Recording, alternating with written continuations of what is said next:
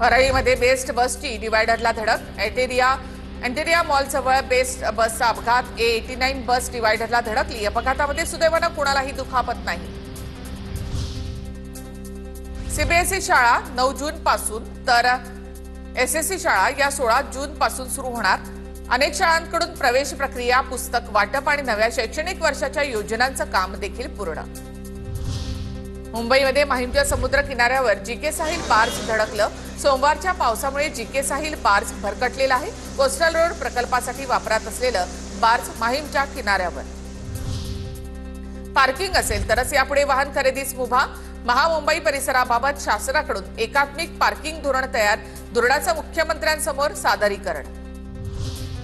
मुंबईमध्ये पंपिंग यंत्रणा पूर्ण क्षमतेने कार्यान्वित नसल्यामुळे पाणी साचलं। हिंदमाता, गांधी मार्केट, मशीद बंदर या परिसरामध्ये उपसा पंप पूर्ण क्षमतेने कार्यरत नाहीत, हे देखील उघड झालं।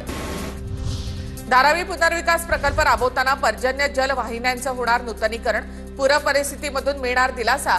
धारावी, दादर, माटुंगा, सायन, किंग सर्कल, माहीम परिसरामधील पाण्याचा निचरा वेगाने होणार। पुणे महानगरपालिकेचा अजबच कारभार समोर। पुण्यामध्ये सफाईनंतर गाळ पुन्हा एकदा नाल्यातच टाकल्याचा प्रकार। पुण्यामधील बिबवेवाडी आणि फुलपाखरू उद्यान परिसरामध्ये हा सगळा प्रकार घडलाय। पिंपरी चिंचवड शहरामध्ये 72 धोकादायक इमारती। महापालिकेकडून इमारतीच्या मालकांना नोटिसा। 72 इमारती अति धोकादायक। पुण्याहून दिल्लीला जाणाऱ्या विमानाचं 11 तासानंतर उड्डाण। सकाळी 6 वाजता उडणाऱ्या विमानाने संध्याकाळी 5:30 वाजता दिल्लीसाठी उड्डाण घेतलं। तांत्रिक कारणामुळे प्रवाशांना 11 तास पुणे विमानतळावर ताटकळत राहावं लागलं।